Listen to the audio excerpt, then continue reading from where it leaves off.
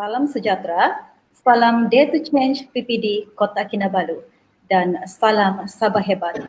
Selamat datang ke acara kemuncak dan penutup Minggu ICT bersama Oki9 Telipuk MIBOT 21. Saya Angela Tundim dari Pejabat Pendidikan Daerah Kota Kinabalu diberikan amanat oleh Oki9 Telipuk bagi mengendalikan sesi pada petang ini.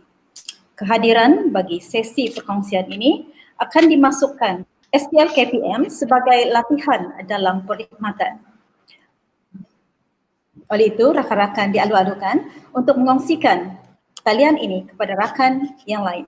Baiklah, sebelum memulakan acara, bagi memberkati majlis, dipersilakan Ustaz Mustafa Kamal daripada Sekolah Kebangsaan Natai untuk bacaan doa. Dipersilakan. Bismillahirrahmanirrahim. Assalamualaikum warahmatullahi wabarakatuh. Bersama-sama kita merafakkan kesyukuran kita, menadah tangan kehadap Allah Subhanahu Wa Taala agar dapat kita memohon keredaan bagi program kita pada hari yang ketiga ini, insya-Allah. Ila hadratin Nabi Mustafa Rasulullah sallallahu alaihi wasallam. Al-Fatihah. Bismillahirrahmanirrahim. Alhamdulillahirabbil alamin. Arrahmanirrahim. Maliki yaumiddin. Iyyaka na'budu wa iyyaka nasta'in. Ihdinas siratal mustaqim. Siratal ladzina an'amta 'alaihim ghairil maghdubi 'alaihim waladdallin. Amin amin ya Allah. Bersama kita menadah tangan kehadap Allah Subhanahu Wa Taala. A'udzubillahi minasyaitonirrajim. Bismillahirrahmanirrahim. Alhamdulillahirabbil alamin. Wassalatu wassalamu ala asyrafil anbiya'i wal mursalin wa ala alihi wa sahbihi ajma'in. Allahumma lakal hamdu hatta tarda wa lakal hamdu idza radita wa lakal hamdu ba'da ridha. Allahumma ighfir lana dhunubana wa li ikhwanina alladhina sabaquna bil iman wa la taj'al fi qulubina ghillan lil ladzina amanu wa amanu rabbana innaka ra'ufur rahim. Ya Allah, Ya Rahman, Ya Rahim, ampunkan dosa-dosa kami, Ya Allah. Ampunkan dosa ibu bapa kami, Ya Allah. Ampunkan dosa kaum keluarga kami, Ya Allah. Ampunkan dosa guru-guru kami, Ya Allah. Ampunkan dosa kaum muslimin dan muslimat. Ya Allah, Ya Tuhan kami, sungguhnya kami berhimpun pada hari yang terakhir ini, Ya Allah, bersempena dengan Minggu ICT bersama Oki9 Telipuk. Jadikanlah kami hamba-hamba-Mu yang sentiasa bersyukur di atas nikmat yang melimpah ruah kepada kami. Ya Allah, Ya Alim, sungguhnya Engkau yang maha mengetahui bahawa kami di sini ingin menimba ilmu yang sangat luas bagi mengembangkan potensi diri kami sebagai hamba-Mu yang Engkau ridai. Ya Allah, Ya Tuhan kami, pada hari yang terakhir ini kami mendadah tangan kehadap-Mu, Ya Allah. Kau sebarkanlah kebaikan, Kau limpahkanlah, kurniakanlah kebaikan di kalangan kami, Ya Allah. Dan Kau tutupkanlah segala keburukan di dalam majlis ini, Ya Allah.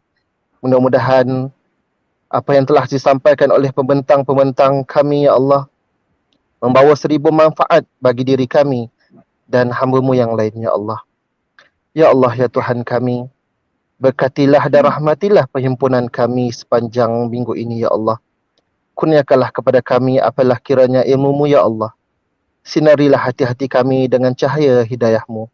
Semoga dengannya kami mudah menerima, menghayati serta mengamalkan ilmu-Mu, Ya Allah. Ya Zal Jalali wal Ikram, kurniakanlah apa kiranya kepada kami kesihatan anggota, kecergasan minda, ketenangan jiwa, kekuatan semangat. Semoga dengan ini kami mampu mendepani cabaran yang berliku, serta mampu berdaya saing dan mampu mengangkat martabat diri, keluarga, masyarakat dan negara. Allahumma ja'alna haza jam'an marhuma wa tafarraqna min ba'dihi tafarraqan ma'suma. Rabbana atina min ladunka rahmah wa hayyi' lana min amrina rasyada.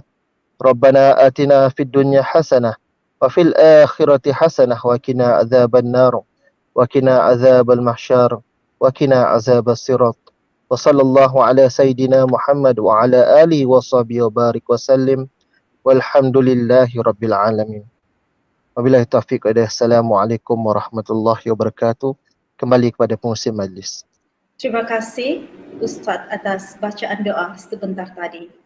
Untuk makluman sidang hadirin, sepanjang minggu ini telah berlangsung beberapa perkongsian ilmu oleh guru-guru di bawah OK9 Telipuk. Tahniah diucapkan kepada semua pembentang. Pastinya perkongsian tersebut menyemarakan lagi dunia di mana ilmu diperoleh tanpa sempadan. Ilmu boleh dituntut biarpun sedang memasak di ruang dapur. Begitulah analogi betapa mudahnya ilmu boleh diperoleh, ibarat menikmati secawan kopi. Itulah kuasa digitalisasi yang semakin rancak menguasai kehidupan kita pada hari ini. Sidang hadirin, tiba masanya saya ingin memperkenalkan tetamu istimewa pada hari ini. Beliau pernah menjadi figura paling penting dalam dunia pendidikan di Malaysia. Menggalas amanah sebagai Ketua Pengarah Kementerian Pelajaran Malaysia sebelum bersara pada 21 Disember 2019. Dalam memacu transformasi pendidikan, beliau memperkenalkan fokus dan gerak kerja profesional KPPM, antaranya melangkah ke hadapan pada tahun 2018 dan naratif baharu amalan pendidikan 2019. Matlamatnya tidak lain dan tidak bukan untuk meletakkan pendidikan negara sebaris dengan negara yang mempunyai sistem pendidikan terbaik di dunia. Baru-baru ini, beliau juga merupakan penerima anugerah tokoh kepimpinan pendidikan kebangsaan 2021. Tanpa membuang masa, izinkan saya mengalu-alukan pastinya tetamu yang tidak asing lagi. Selamat datang diucapkan kepada yang berbahagia Datuk Dr. Amin Senin. Jangan sungkan menerima tamu, apatah lagi tamu seorang sahabat. Jangan bosan menimba ilmu kerana ilmu syarat manfaat. Dengan ini, saya dengan segala hormatnya mempersilakan Datuk untuk membuat kepasan tentang tajuk yang diberi ICT, PDP dan masa depan. Dipersilakan Datuk. Assalamualaikum warahmatullahi wabarakatuh. Terima kasih Angela yang menjemput saya untuk berkongsi pada petang ini. Saya juga ingin mengucapkan terima kasih dan tahniah kepada semua ahli jawatan kuasa yang telah melaksanakan Minggu ICT OK9 Telipuk. Tahniah sekali lagi dan saya amat berbesar hati untuk berkongsi dengan rakan-rakan guru yang ada pada petang ini dalam membincangkan topik yang diberikan kepada saya. Topik itu ialah ICT, PDP dan masa hadapan. Saya harap saya punya slide boleh dikongsikan ya. Okey, terima kasih. Perkongsian slide itu. Ini topik yang diberikan kepada saya, ICT, PDP dan masa hadapan. Saya akan insyaAllah pada petang ini, saya akan bahagikan perbincangan saya ini kepada dua nanti. Saya punya presentation dan juga saya punya discussion. Satu yang akan melibatkan tentang future education, sebab bincang tentang masa hadapan, future education kita bagaimana. Dan yang kedua tentang naratif baru nanti saya akan bincang dalam PDP itu bagaimana bentuk PDP dalam naratif, new narrative of schooling yang dibincang. Dan yang ketiga tentang teknologi nanti, ICT itu saya akan perbincangan khusus tentang digital learning.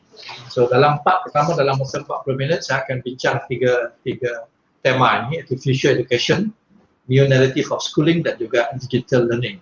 Lepas tu saya akan berhenti sekedar untuk kita berehat, dan part kedua nanti yang ini agak lebih praktikal. Saya akan melihat bagaimana nanti kita dalam pengurusan pengajaran pembelajaran ini dalam a new paradigm. Sebab saya perhatikan pengalaman saya sejak pandemik daripada tahun lepas lagi, kita masih lagi mengurus kita punya pengajaran pembelajaran kita ni dengan paradigm yang lama. So jadi pada petang ini insyaAllah nanti saya akan beri tumpuan bagaimana saya mencadangkan paradigm baru untuk kita mengurus pengajaran pembelajaran ini, supaya nanti kita akan lihat pelajar-pelajar kita akan mendapat manfaat yang sepenuhnya. Angela dan juga rakan-rakan yang pada petang, saya ingin bagi introduction sedikit tentang pengalaman kita mengalami pandemik yang telah kita lalui hampir 2 tahun ini. Pada perangkat awal bila kita berlakunya pandemik ini, sebenarnya dia satu adalah apa yang saya panggil blessing in disguise. Maknanya suatu kesusahan, kepayahan yang kita hadapi, tetapi itu suatu pengalaman yang mengajar kita untuk melihat semula sistem pendidikan kita. Dan secara keseluruhannya kita tengok sistem kita dia diuji, dan kita dapati pandemik ini menunjukkan bahawa sistem pendidikan kita tidak boleh mengangkat keperluan pendidikan yang kita harapkan seperti biasa. Dan untuk pengetahuan rakan-rakan sekalian, tekanan kepada sistem pendidikan ini bukan berlaku di Malaysia saja, di seluruh dunia. Hatta kalau kita lihat negara-negara yang maju pun, dia menghadapi masalah yang sama seperti masalah yang kita hadapi. Yang kalau kita katakan di US, di UK, even di Singapura dan juga negara-negara lain, sepatutnya mereka ni high-tech. Dari segi teknologi mereka ni boleh dikatakan sekolah-sekolah mereka berada dalam suatu keadaan yang mempunyai kesediaan teknologi dari segi internet dan juga gadget dan sebagainya jauh lebih advance daripada kita. Tapi dia juga menghadapi masalah yang sama seperti mana yang kita hadapi. Yang ini satu persoalan yang saya rasa cukup menarik. Kenapa negara-negara yang dari segi teknologinya begitu advance menghadapi masalah yang sama seperti kita, yang kita punya teknologinya tidaklah begitu advance seperti mereka. Maknanya ada beberapa perkara pokok yang asas yang perlu kita lihat. Teknologi itu bukan penyelesaian kepada masalah yang kita hadapi ini. Teknologi itu hanya adalah salah satu aspek saja. Dia ada perkara yang paling pokok. Yang ini yang saya akan kongsikan dengan tuan-tuan dan puan-puan. Dan perkara kedua yang saya lihat ialah kita dapati apabila berlakunya pandemik ini, ada dua pemerhatian saya, ada dua perkara yang cukup menarik. Saya lihat bila berlakunya pandemik ini, boleh dikatakan keseluruhan masyarakat, ya, ibu bapa, masyarakat dan juga guru-guru dan semua yang terlibat ni, warga guru ini, dia sudah membincangkan prinsip asas kepada pendidikan itu. Maknanya pendidikan itu perhatikan, orang tidak bincang dalam ketika pandemik ini betapa pentingnya kita perlu mengadakan peperiksaan. Peperiksaan itu tidak menjadi perbincangan pokok. Peperiksaan itu malah baru-baru ini pun UPSR sudah dimasukkan, menunjukkan bahawa peperiksaan itu bukan perkara pokok bila berlakunya pendidikan itu. Yang dibincangkan ialah ibu bapa lebih concern bagaimana anak dia belajar. Maknanya learning, pembelajaran anak itu menjadi perkara yang pokok. Dan saya rasa ini menyebabkan semua pihak daripada parent, ibu bapa dan juga masyarakat sudah meletakkan kembali fungsi asas pendidikan itu, iaitu pembelajaran anak didik mereka. Pembelajaran murid-murid, pembelajaran anak mereka menjadi keutamaan. Dan sehubungan dengan itu, kalau kita perhatikan, kita tak sedar sebenarnya keseluruhan masyarakat sekarang ini sudah mula memberikan perhatian dan penghargaan betapa pentingnya cikgu. Yang ini kita tak sedar. Sebenarnya ibu bapa sudah melihat betapa cikgu itu penting, betapa guru itu penting, betapa peranan guru itu penting dalam konteks yang kita ada sekarang. Dan saya rasa perkara ini perlu kita ambil kesempatan untuk menunjukkan kepada masyarakat, kepada ibu bapa dan juga kepada siapa saja bahawa sebenarnya dalam konteks krisis seperti ini, sebenarnya kita boleh memainkan peranan kita dengan baik. Dan mesej yang nak sampaikan pada petang ini ialah bagaimana kita sebagai guru, sebagai warga guru boleh menunjukkan kepada masyarakat, kepada ibu bapa bahawa kita boleh mengatasi masalah pembelajaran anak mereka dengan baik. Dan yang ini nanti saya akan bincang lebih lanjut dalam New Paradigm in Teaching and Learning Management, yang saya rasa benda ini perlu kita pahami.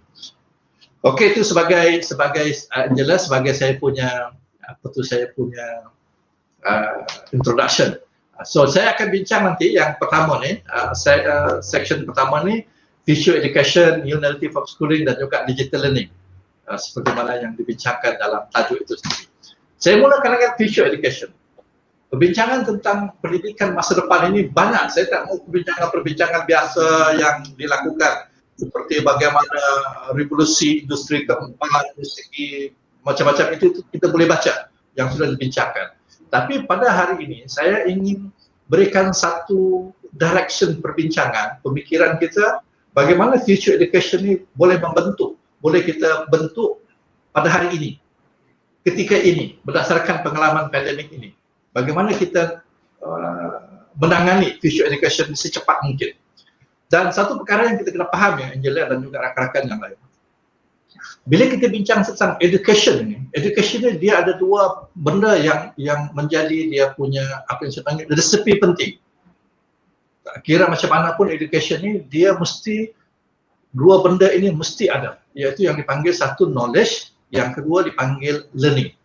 Maknanya kalau dalam pendidikan itu tidak ada content, tidak ada knowledge yang disampaikan, maknanya education itu tidak berlaku.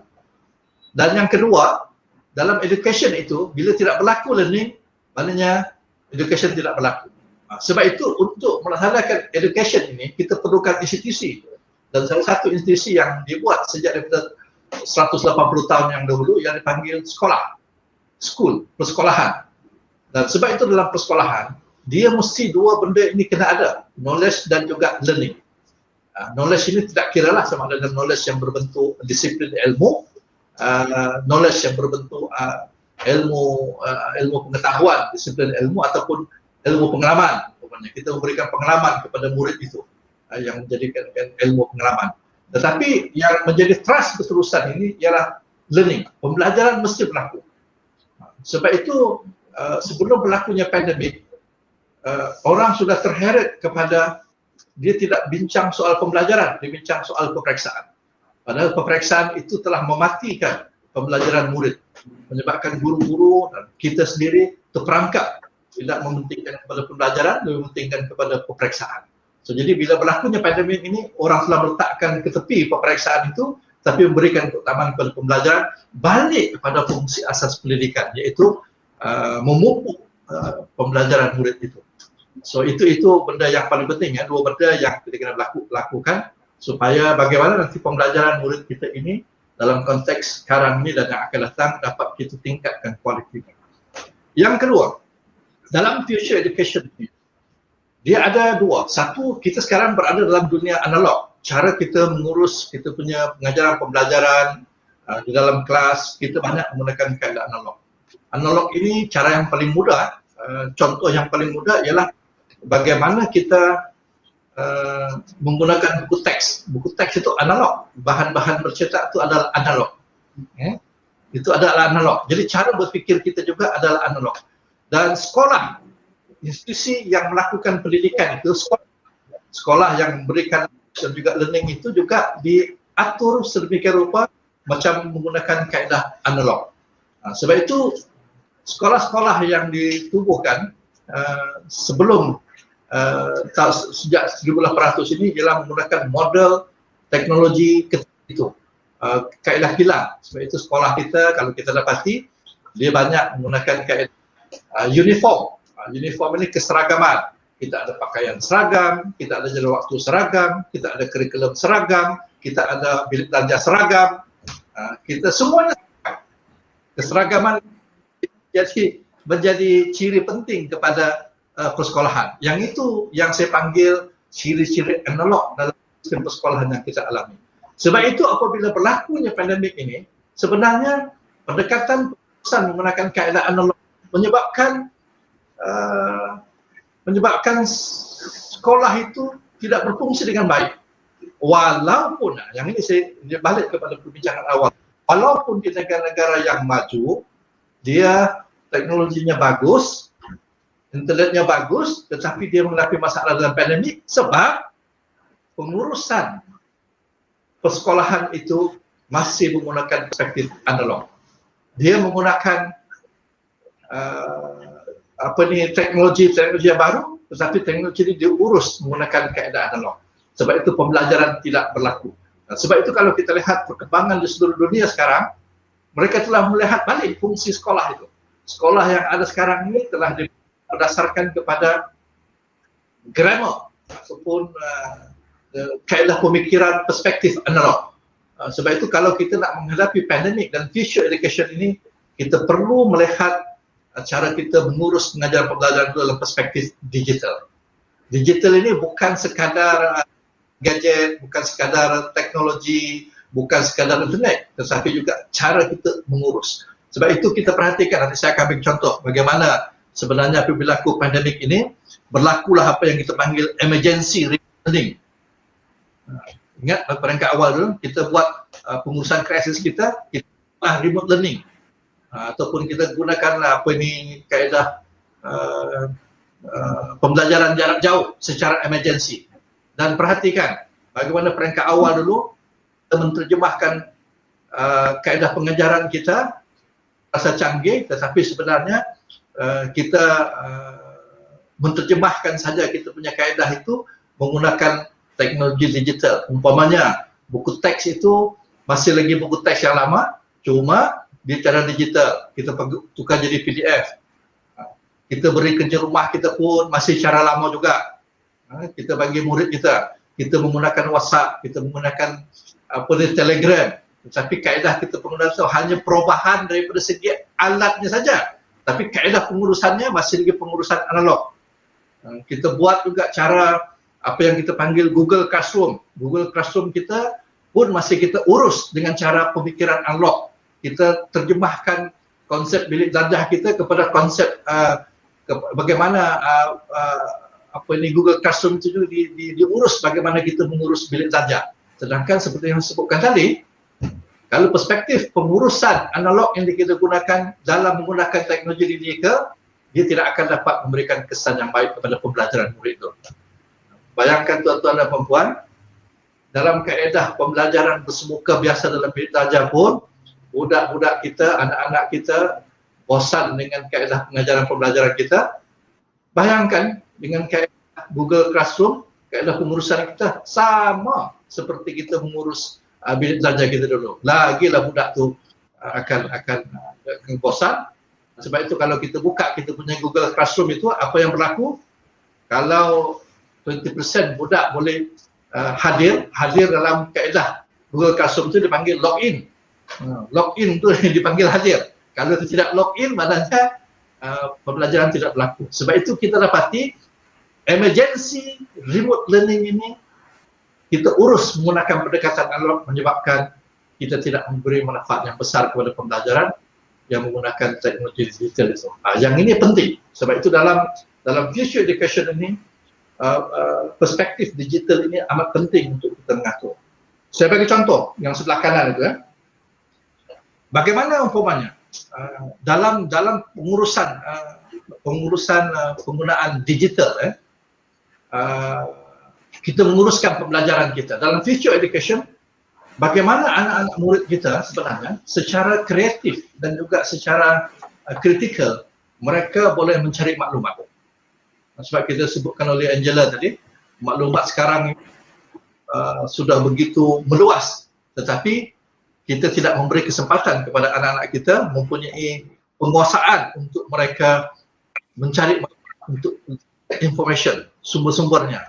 Kita tidak mengajar mereka bagaimana dia mengorganize dan juga analyze maklumat-maklumat itu dengan cara yang betul. Dan kita tidak mengajar mereka bagaimana menggunakan maklumat-maklumat yang ada. Pengetahuan-pengetahuan yang ada itu secara menggunakan kaedah kritikal, secara menggunakan kaedah yang penapisan maklumat itu. Kita tidak ajar mereka, dan kita juga tidak ajar mereka bagaimana dia create. Sedangkan budak sekarang ni dia create cukup penting. Content creatornya dengan TikToknya lah, dengan apa, tapi pengajaran kita tidak memanfaatkan yang itu. Jadi dan dalam masa yang sama, kalau kita tengok anak-anak kita sekarang dalam dunia digital yang dipanggil digital native ini, mereka sudah share, dan kita tidak mengajar mereka bagaimana share dengan cara yang berkualiti. Bagaimana kita mengajar mereka untuk apa kata orang tu menggunakan meta quantitative thinking dalam buat sharing, menggunakan data-data yang ada. Yang ini adalah future education. Find, use, create and share information itu adalah salah satu daripada future education yang tidak ada dalam kita punya pendekatan pengurusan pembelajaran yang ada sekarang. So kita masih lagi menggunakan perspektif analog, tak menggunakan perspektif digital dalam pengurusan itu. So ibaratkan, saya bagi contoh hari itu kepada rakan-rakan, kalau dulu kita gunakan mesin type, kita menaip, ya, kan mesin type itu sama saja, ya, kita gunakan kaedah track. Kemudian bila cara digital ini, kita masih lagi menggunakan keyboard, tetapi keyboard kita itu sudah enhance pendekatan mesin type itu. Control C, Control V, Control itu, maknanya dia ada function key. Bayangkan kita menggunakan keyboard itu masih lagi kaedah typewriter. Maknanya kita tidak memanfaatkan potensi keyboard itu yang ada sekarang ni. Dia masih lagi menggunakan apa itu asas-asas analog, tetapi kebanyakan fungsi-fungsinya sudah bertambah. Yang ini yang saya katakan kaedah kita mengurus untuk future education ini kena berubah. Kalau saya tanya kepada rakan-rakan kita, adakah bila kita mengurus pembelajaran kita mengambil kesempatan untuk memastikan anak-anak kita aktif dari segi memanfaatkan maklumat, menggunakan maklumat untuk create dan juga share ini. Tidak berlaku. Yang tidak berlaku sebab kita masih lagi terikat dengan pendekatan apa yang dipanggil pendekatan alam. So itu future education. Sebab itu untuk fungsi persekolahan yang saya selalu sebut, kita mesti memastikan apa yang saya gunakan istilah a new narrative of schooling framework. Naratif baru persekolahan kita sekarang ni balik. Kalau tengok dalam saya punya slide itu, saya tulis itu, a narrative is a built so that students can go through a meaningful learning experience. Yang ini sebenarnya tujuan kita ialah untuk di deep learning kita berlaku. Deep learning ialah pembelajaran yang melekat kepada diri dia sepanjang hayat. Itu yang perlu, yang sebab itu saya kata tadi, bila berlakunya pandemik ini kita balik kepada learning, pembelajaran. Tapi pembelajaran macam mana? Yang meaningful learning experiences. Sekarang apa yang kita buat ini dengan menggunakan pendekatan apa yang saya panggil emergency remote learning ini, tidak berlaku meaningful learning experience pada mereka. Sebab itu mereka tidak berminat dengan kaedah kita, walaupun kita mereka awal ini kita gunakan macam-macam cara, tapi mereka tidak merasakan itu meaningful learning experiences sebab mereka tidak menjadi center. Sebab itu yang kita nak, bila berlakunya meaningful learning experiences ini, pelajar kita akan menjadi mempunyai kepatasan belajar. Dia agile, dia inovatif dan juga dia bercorak future focus. Future focus tadi itu balik kepada yang tadi itu. Find, use dan create dan juga share. Yang ini ciri-ciri penting kepada seorang murid yang perlu ada, ya. Baik. Balik kita kepada yang ni narrative of skilling dan framework. Jangan susah, ya. Nanti saya akan bagi kepada Urustia saya punya slide ini untuk dikongsi kepada rakan-rakan semua nanti, ya. Ada 3 benda yang ini saya nak rakan-rakan semua perlu perhatian, ya, supaya faham apa yang saya bincangkan dalam naratif baru persekolahan ini. Yang pertama, learning experiences yang kita nak hasilkan what? Sebab itu contextualized curriculum. Dalam future education ini, yang kita kena lihat 3 benda ni. Curriculum kita yang ada sekarang ini boleh kita contextualizekan. Kita tidak perlu lagi susah hati nak buat benda yang baru sebab benda tu sudah ada ciri. Cuma macam mana kita contextualizekan. Bila kita contextualizekan kurikulum itu, pertama sekali kita mesti meletakkan pelajar itu sebagai ciri penting. Apakah pelajar kita itu dapat melaksanakan, dapat menerima sukatan pelajaran yang ada sekarang. Apa yang berlaku sekarang ini, sukatan pelajaran yang ada tidak dikontekstualiskan. Apatah lagi dalam suasana pandemik ini, saya tidak membayangkan sukatan pelajaran itu dapat kita dalam PDPR yang ada sekarang ini, semua benda yang kita mesti laksanakan. Nanti insyaAllah saya akan bagi contoh bagaimana dalam sesi kedua nanti kita contextualizekan kurikulum itu. Learner centric, maknanya pelajar itu menjadi kita punya ciri untuk kita mengatur. Yang kedua, nah satu perkara yang penting bila berlakunya pandemik ini, sebenarnya dalam future education ini, personalized learning ini semakin diperlukan. Kita sudah biasa mengajar murid 40 orang satu kelas, kita melihat sebagai bilik belajar, kita tidak melihat sebagai personal student. Kita melihat pengajaran pembelajaran kita dalam bentuk bilik belajar. Kita tidak mengajar pelajar kita dalam bentuk individual pelajar itu. Tetapi mainnya, apabila berlakunya pandemik ini, apabila pelajar kita berada di rumah, sebenarnya kita tidak boleh melihat pembelajaran murid itu dalam bentuk bilik belajar.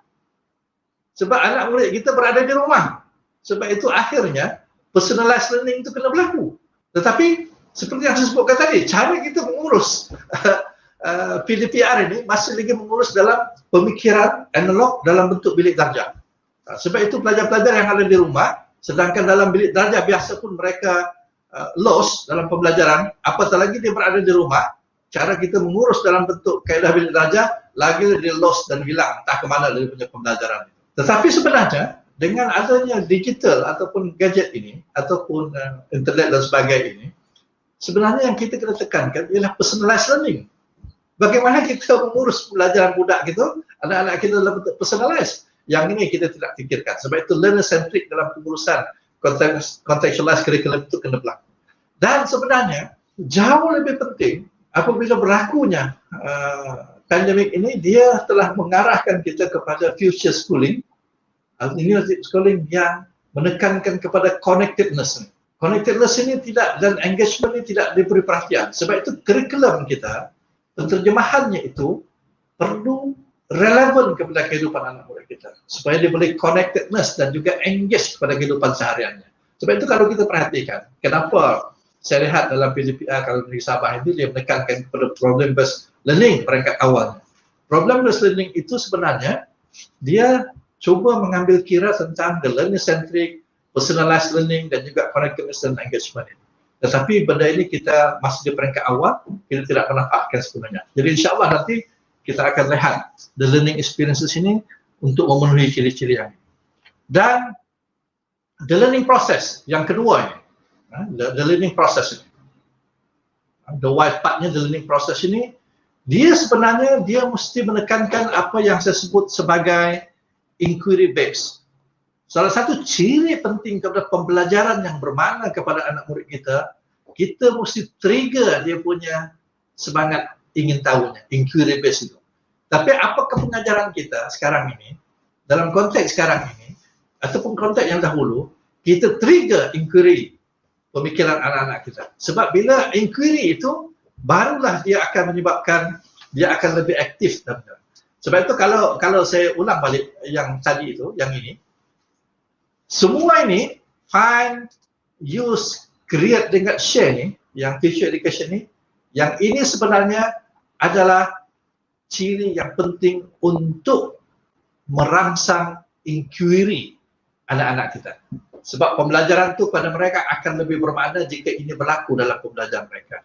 Sebab itu saya melihat dalam future education, yang keempat-empat ini menjadi ciri penting yang kita cuba menafarkan pada masa akan datang. Sebab itu dalam prosesnya, learning partnership di antara guru dengan murid itu kena berlaku. Guru belajar, murid itu belajar. Dia kena belajar bersama. Sebab dalam dunia sekarang ini, pembelajaran itu kita tidak boleh serahkan kepada kita saja dan juga kepada murid. Mesti partnership berlaku dan juga collaborative learning. Sesama mereka kena berjalan. Di antara pelajar itu collaborative. Collaborative itu tidak semestinya berbentuk dia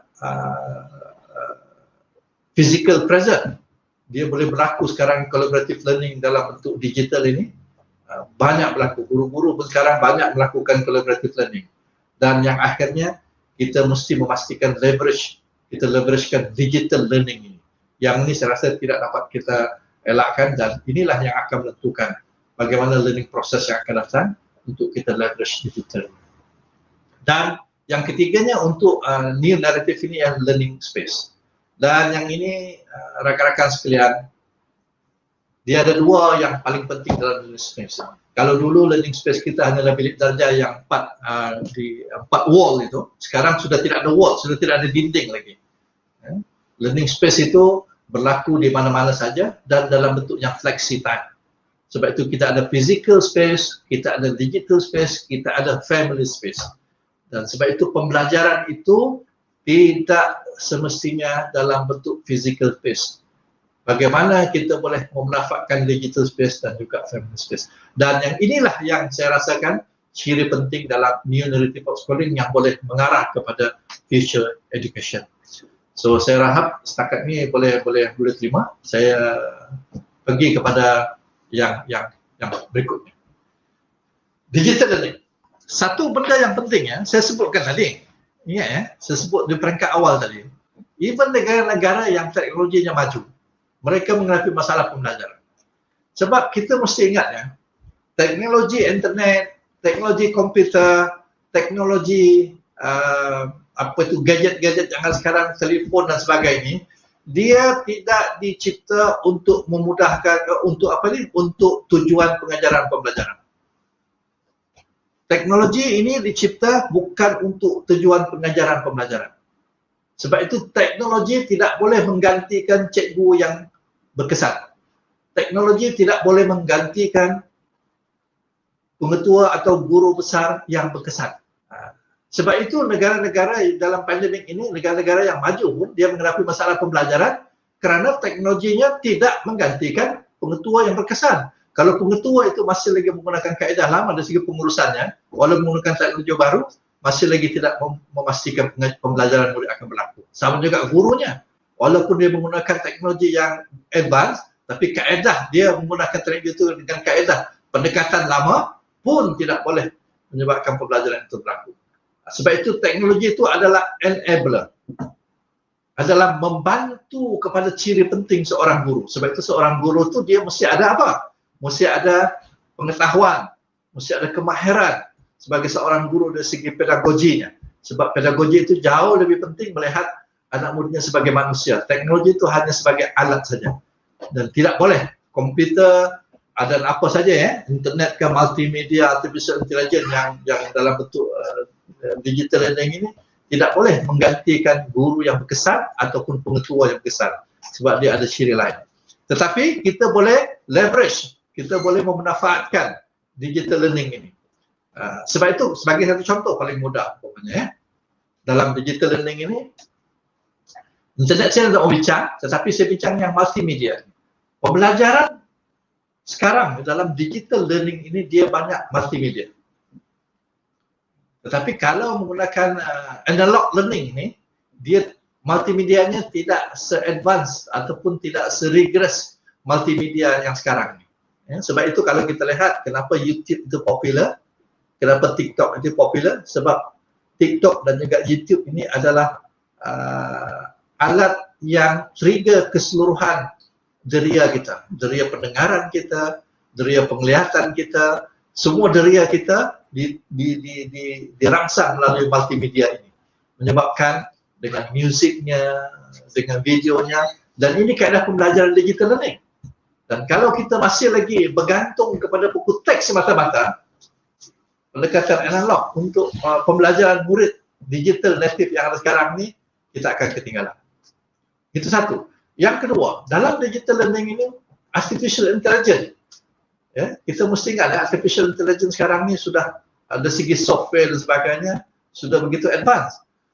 Sebab itu teknologi sebut tadi, dia tidak boleh menggantikan cikgu. Tetapi, apa yang kita boleh buat ialah, guru boleh memanfaatkan teknologi, komputer dan sebagainya untuk melaksanakan tugas kita.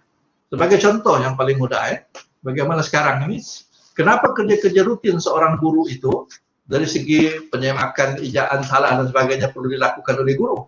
Kita minta komputer lah, gunakan dia punya software untuk melihat bagaimana dia dibaiki ejaan murid dan sebagainya. Sebagai contoh, kenapa mesti cikgu cek satu persatu.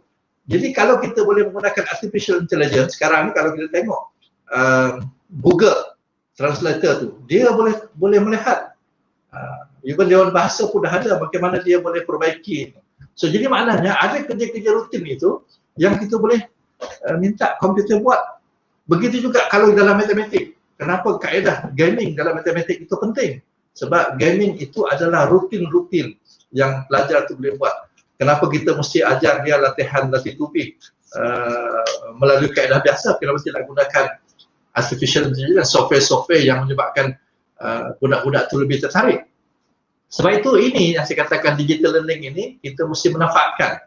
Dan kalau kita lihat ya, saya di sebelah kanan ni saya contoh, kita ada taxonomy dalam digital educational resources. Yang ini kita tidak manfaatkan. Saya bagi contoh yang ini. Cuba lihat. Dalam digital educational resources ini, dia ada beberapa tool yang biasa. Dia ada websitesnya, dia ada applicationnya, dia ada gamesnya, dia ada podcastnya, ada software, ada multi-course platform, macam-macam. Macam-macam. So ini di antara taksonomi dalam sumber-sumber pembelajaran digital yang kita tidak manfaatkan. Tetapi dalam pengurusan pembelajaran kita menggunakan digital tool ini, kita tidak manfaatkan seluruhan. Sedangkan yang ini banyak membantu kita. Sebab itu kita kena faham ya. Sebagai guru ini di antara benda-benda yang penting kita kena kuasai. Sebab itu dalam saya nak sebelum saya berhenti saya nak kongsi yang ini. Kalau kita perhatikan dulu dalam pendekatan latihan kita hanya diajar hanya content knowledge dan juga pedagogical knowledge. Guru yang berkesan itu dia punya content knowledge, punya pedagogical knowledge. Dan gabungan inilah yang dipanggil pedagogical content knowledge. Kalau kita di IPG, di universiti, latihan kita banyak bergantung kepada content knowledge, subjek yang kita nak ajar, dan juga pedagogical knowledge ialah kaedah-kaedah teaching and learning yang diajar supaya kita menjadi pakar kepada pedagogical content knowledge. Tetapi dalam new conceptual knowledge yang akan datang dalam future education ini, yang dipacu dengan cepat dalam pandemik ini, cikgu perlu menguasai yang baru ni, teknologi, digital technology. Kalau tidak ada pengetahuan yang ini, baca balik tadi ni, kita tidak menguasai taksonomi ini dan bagaimana caranya, kita akan ketinggalan dalam future education. Dan satu lagi yang baru, yang perlu dikuasai oleh guru ialah apa yang saya panggil kajian-kajian terbaru tentang bagaimana the mind, neuro mind, brain learning, brain based learning itu, dan juga education science berkaitan dengan bagaimana cara otak kita belajar. Banyak pendekatan-pendekatan baru ni. So jadi bukan ini saja, bukan content knowledge saja, bukan medical knowledge, tetapi juga mind, brain dan education science ini perlu dikuasai. Ini perlukan satu perbincangan yang khusus.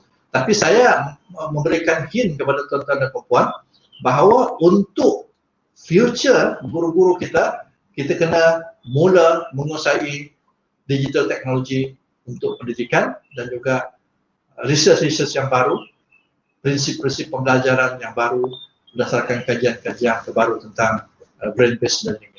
So ini dia. So jadi moving forward, yang ini perlu dikuasai oleh guru-guru kita.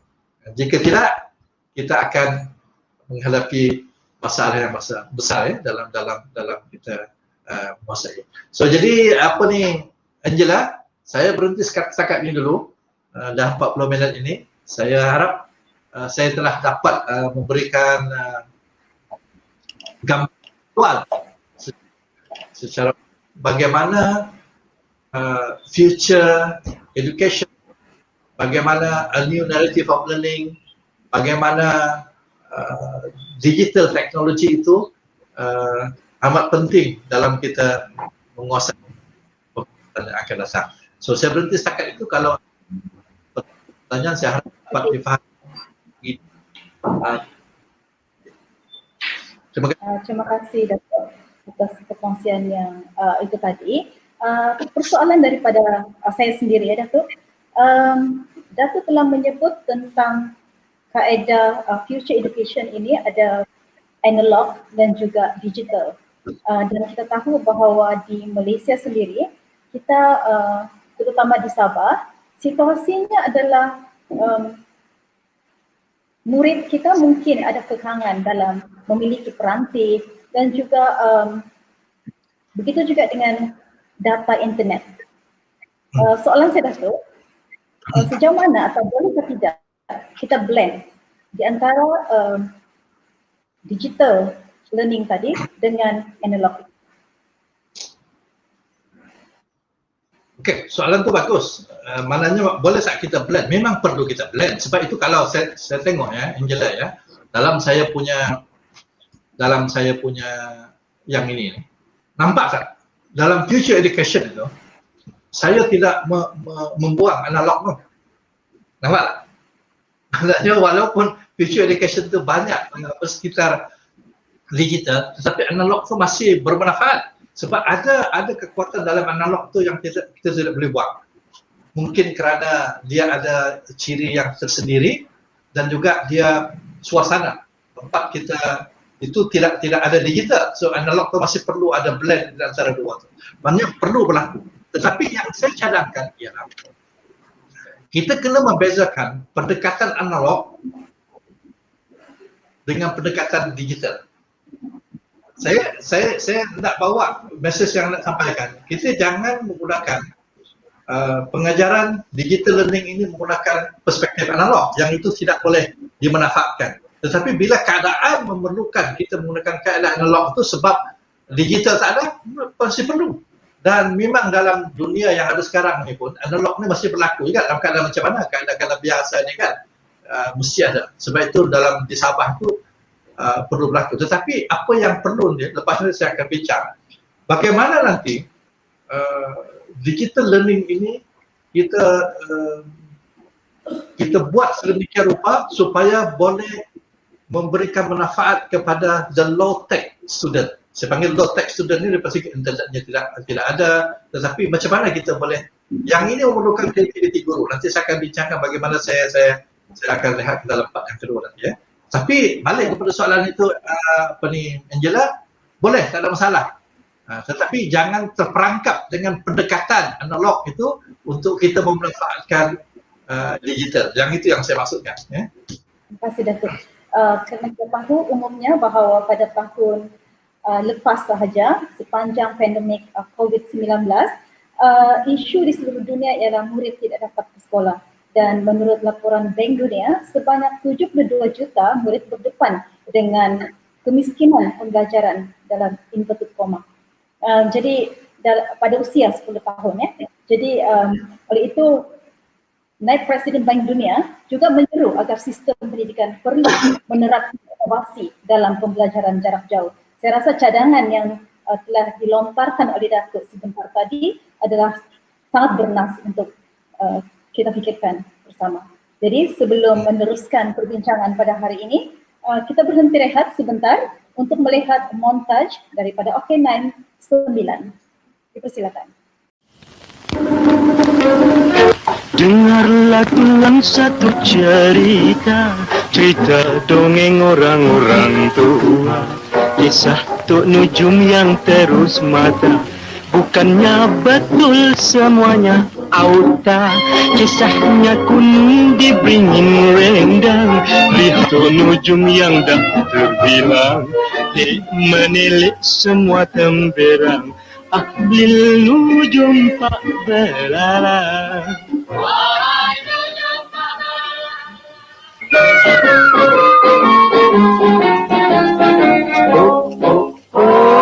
Ujang lapor, ada macis, ada rokok. Jalan jauh, tersengguk-sengguk, tumit melecet, air untuk terbengkok.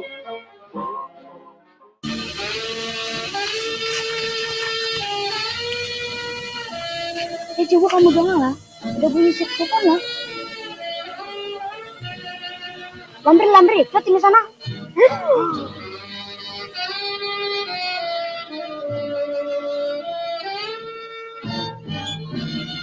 Adis, Sibin, mari kau tinggal sana. Jom.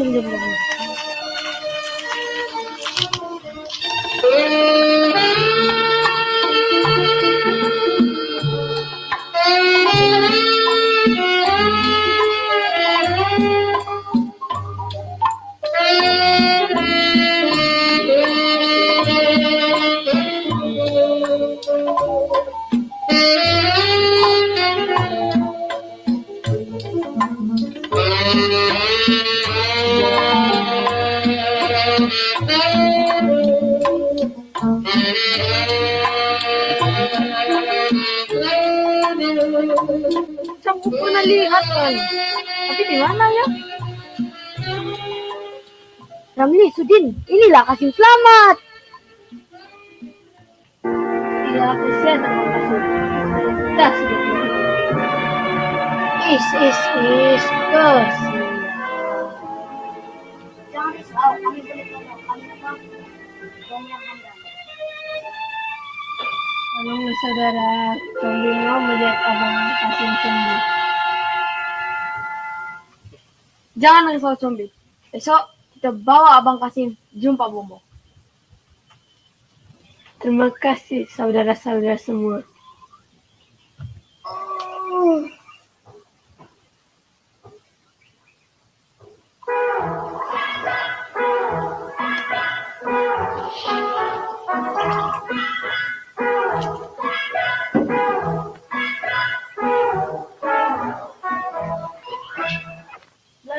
Belalang, tolong Bapak buat cawan kopi Belalang. Kopi? Kopi mana dapat? Sudah berapa tahun kita tak minum kopi? Tumbuk arang-arang dapat tuh belalang, kemudian campur dengan rasa jeruk. Rasa hitam kopi, jadilah. Baik, Pak.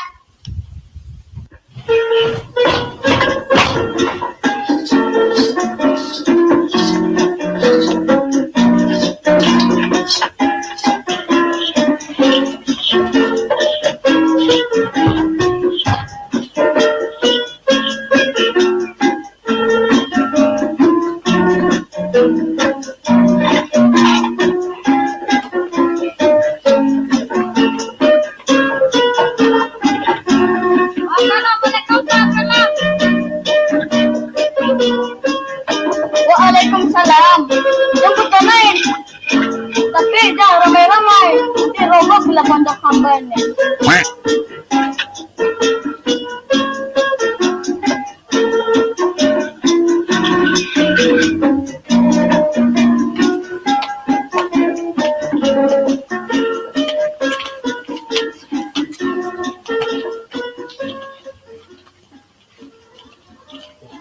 Yang sebenarnya saya tahu kedatangan kamu semua. Nak sembuh Kasim selamatkan. Wow, amazing. Macam Pak Belalang tahu? Maklumlah, saya kan ahli nujum. Oh, ahli nujum. Terbaik. Belalang, Belalang, tolong bawa kopi tadi Belalang. baik, Pak.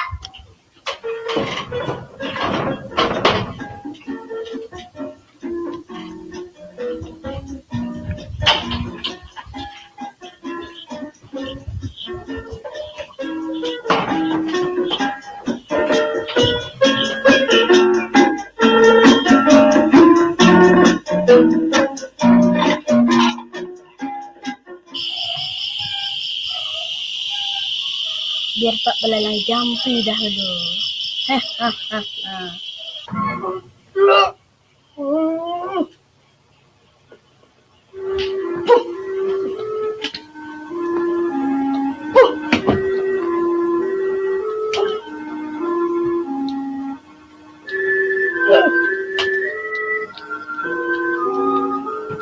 Wahai Kasim Selamat, minumlah.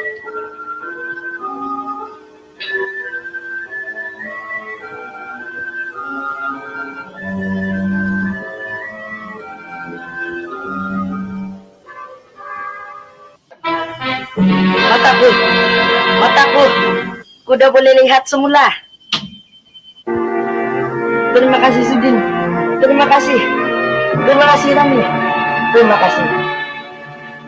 Combi, aku sudah dapat lihat semula. Syukur ya Allah.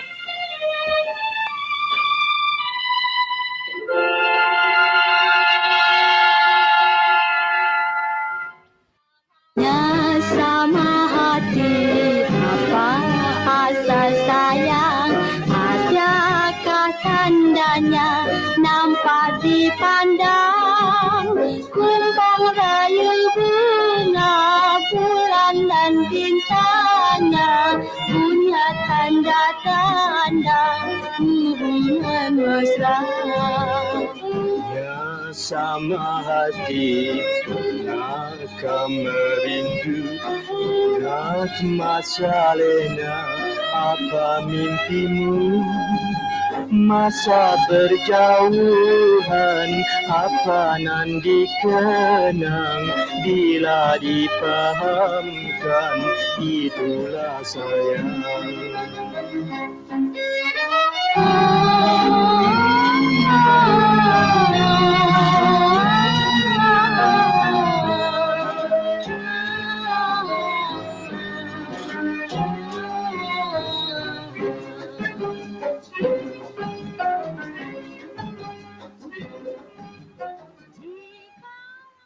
Untuk makluman Datuk dan juga sidang hadirin, tayangan video selama 8 minit itu tadi merupakan hasil daripada sekolah SK Tampulan Telipok, dan saya difahamkan sekolah ini telah memenangi beberapa anugerah dalam negeri dan juga luar negara, iaitu seperti di Jepun dan Korea, ya, dalam filem pendek.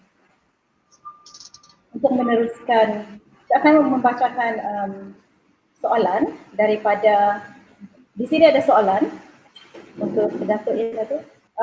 Soalan ini daripada LC Sharon Willem. Teknologi tidak boleh mengganti peranan guru kerana guru dikurniakan dengan keupayaan menakul. Soalannya, apakah yang mengekang guru dari menjadi pengguna digital yang kreatif? Lepas ni saya jawab. Angela, lepas ni saya jawab. Lepas ni saya akan jawab soalan ni. Okey. Boleh Datuk. Untuk pertanyaan kepada Datuk, kita akan teruskan dengan perkongsian Datuk sesi yang kedua. Dipersilakan Datuk. Okey, terima kasih Angela. Sebelum saya teruskan, pertama tanya kepada apa tu? SK Tampulan ya. Saya telah kongsikan tadi, sebenarnya SK Tampulan tu dia menghasilkan video, dia telah menggunakan keseluruhan ini. Sementara menunggu Datuk untuk memaparkan paparan yang beliau kongsikan, saya ingin mengingatkan kepada rakan-rakan supaya hari ini perkongsian ini akan dibuat, link SPRKPM akan dibuat. Okey. Boleh. Ya. Baik. Okey, boleh sudah Angela? Okey. Ya. Now, saya nak ulas tadi, saya membayangkan kalau video SK Tampulan tadi dihasilkan oleh murid, maknanya dia telah menggunakan keseluruhan kaedah find, use, create dan share maklumat dan sebagainya. Yang ini yang saya masukkan sebenarnya video tadi sudah memberikan gambaran, maknanya kalau anak murid kita diberi kesempatan untuk melaksanakan future education, boleh. Tetapi dia memerlukan satu seperti yang dikatakan oleh LC tadi. Maknanya kalau kita tidak menggunakan pendekatan perspektif digital ini, kita masih gunakan perspektif analog, dia tidak akan boleh berlaku. Maknanya murid itu tidak dapat dicungkil dia punya kaedah belajar. Saya rasa video tadi itu contoh yang paling bagus betapa digital learning itu dapat kita laksanakan dengan baik jika sekiranya pendekatan kita betul. Tetapi kalau kita gunakan dengan kaedah biasa tu, dia tidak akan berlaku seperti itu ya, LC dan juga Angela ya. Okay, now untuk pendekatan yang menggunakan digital, yang dikata perspektif new paradigm ini, cuba tengok terminologi ini ya. Okay, Angela. Okay, tengok terminologi ini. Rakan-rakan guru kita yang ada di luar sana tu, mereka biasa tak dengan istilah ini? Face to face learning, distant learning, synchronous learning, asynchronous learning, blended learning, hybrid learning. Ini semuanya istilah-istilah yang memberikan gambaran bahawa a new perspective, a new paradigm of learning ini kena menggunakan ini apabila kita merangka kita punya pembelajaran murid kita.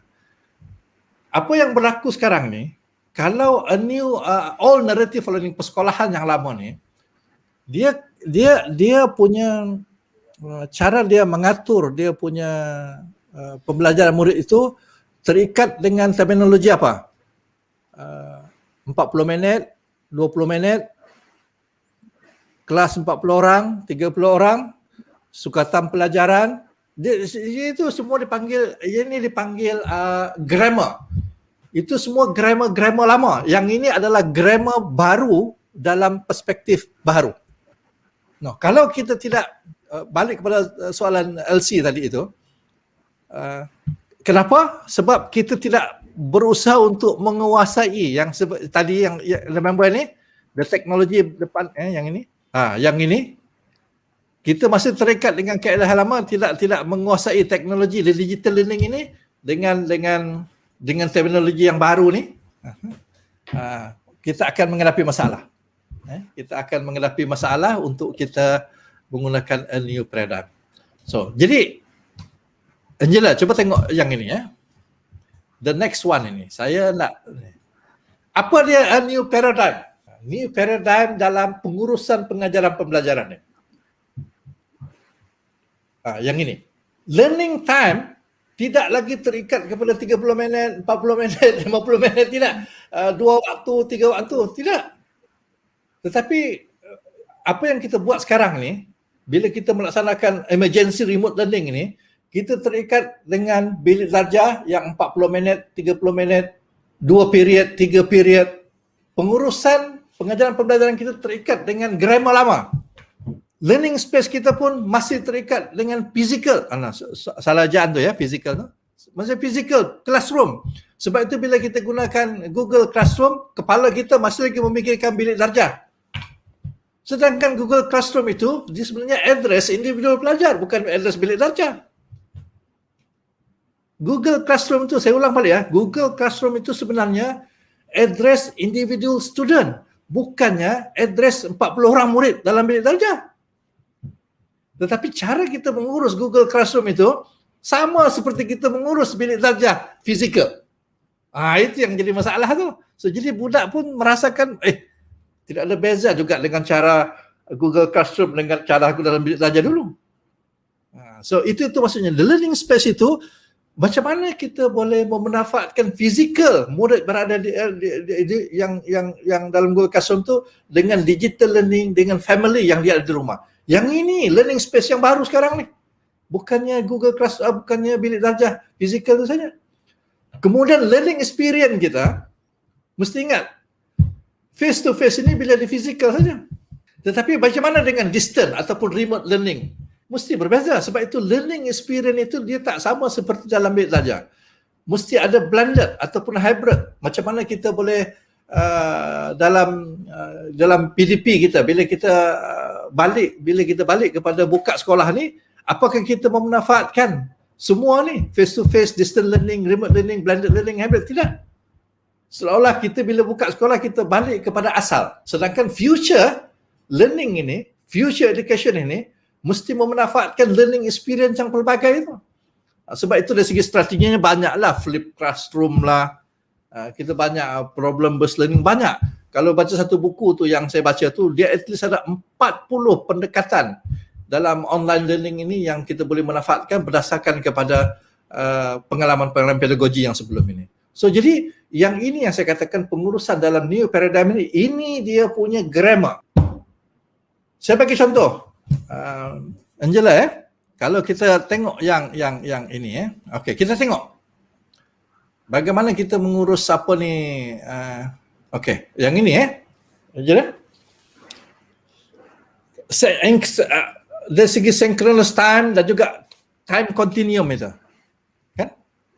Dan learning continuum. Kalau dia asynchronous time yang tidak, maknanya student dia kalau tidak asynchronous maknanya dia student itu yang menentukan dia punya dia pace of learning itu.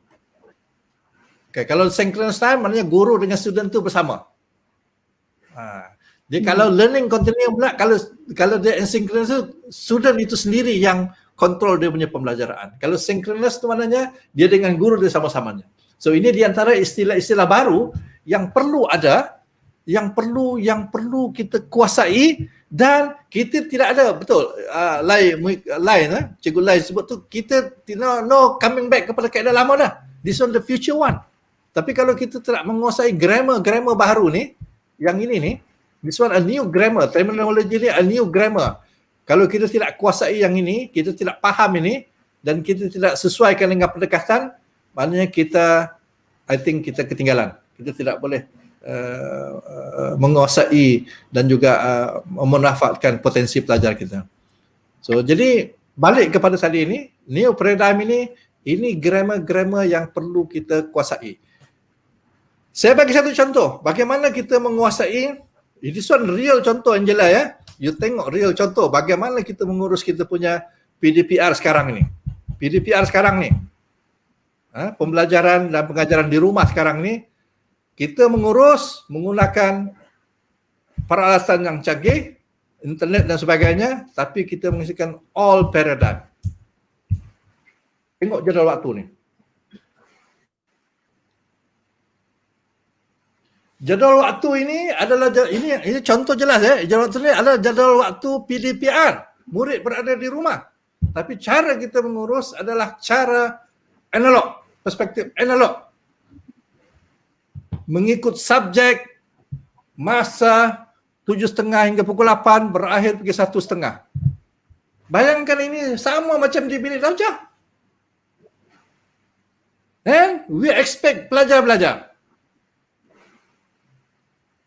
Ini juga menjadi keluhan sebenarnya Datuk pada warga pendidik kerana jadual ini juga sebenarnya menjadi keluhan kepada warga pendidik Datuk.